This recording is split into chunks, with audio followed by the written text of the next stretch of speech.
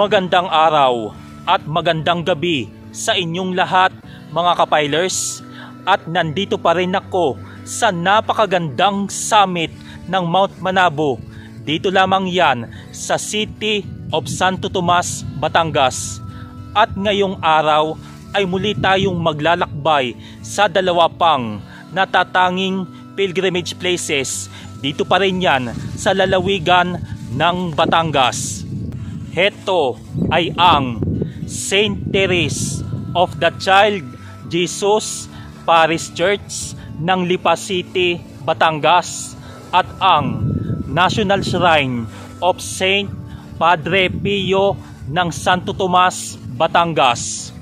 Halina't samahan niyo muli ako sa ating bisita Iglesia Journey upang tayo'y makapag-relax, unwind at magdasal ngayong araw na ito. Approaching na po tayo dito sa may Talisay Rotonda o sa Barangay Talisay Rotonda, at pagdating po dito ay kakanan na po tayo. Yan. Bale po mga kapilers, kapag manggagaling po kayo sa may Alaminos at San Pablo, Laguna, at saka po rito sa may Santo Tomas at Padre Garcia, Batangas, ay ito po ang inyong tatahakin papunta po sa una nating destinasyon. Ito ay ang Saint Therese of the Child Jesus. At mga kapilers, kapag po dinire-diretso po ang kalsadang yan, iyan po ay papunta na po yan sa may Festival Mall o sa Fiesta Mall ng Lipa. Tapos hanggang sa makarating na po kayo doon sa may highway. Ayan po, malapit na po tayo mga kapilers. Ayan, ito na po mismo ang simbahan ng Saint Therese of the Child Jesus Parish Church. Antayin lang po natin itong mga sasakyan na makadaan at kakaliwa na po tayo rito. Yan po, touchdown, at magpa-parking na po tayo rito.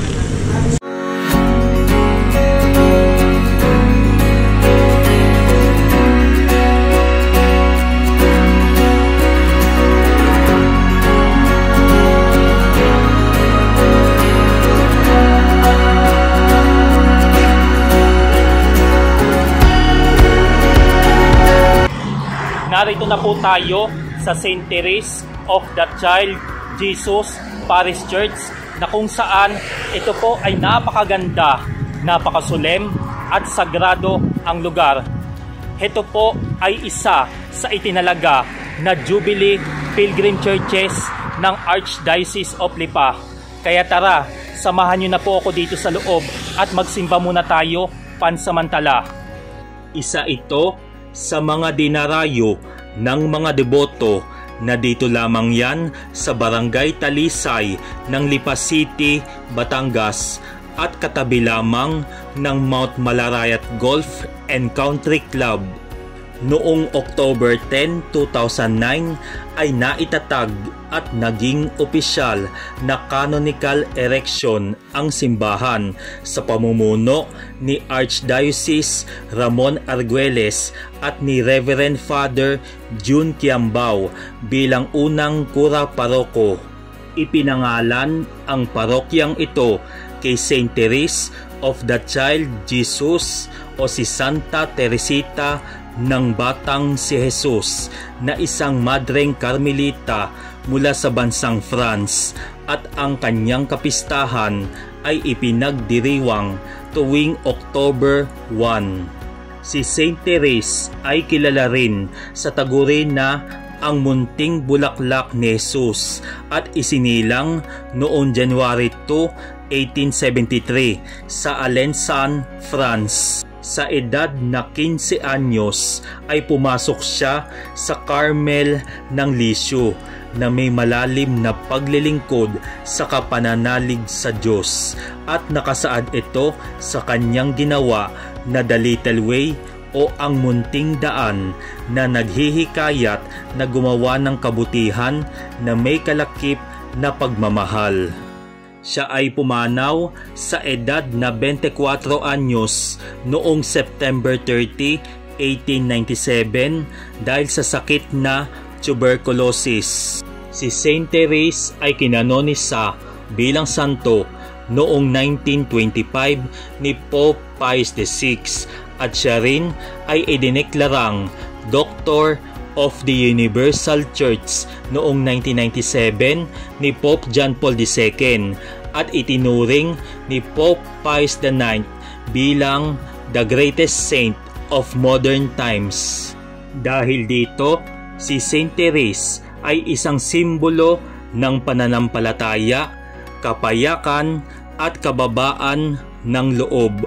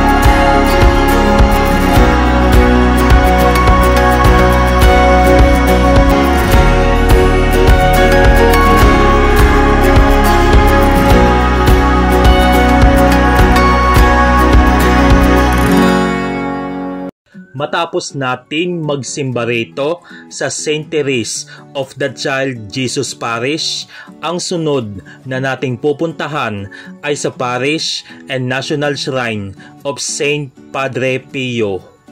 Bale, ayon kay Google Map or sa Waze na magmula rito sa Barangay Talisay ng Lipa, ang estimated na haba nito ay nasa 14 kilometers ang tatahakin natin. Tapos, ang time travel nito ay more or less nasa 23 to 26 minutes. Depende po yan sa kondisyon ng ating pagmamaneho. Kaya tara, let's go!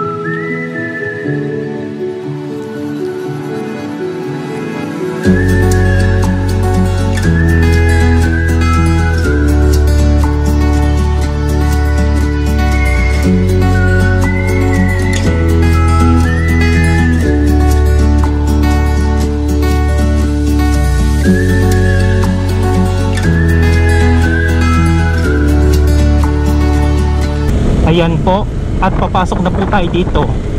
Dito po sa may portion na ito ng kanilang parking area. Ito po ay free and safe parking. Meron pong parking doon sa may kabila, kaso may bayad po doon. Hindi ko lamang po alam kung magkano. Siguro mga 20 o 30 pesos. Pagdating natin dito ay hahanap muna tayo ng parking.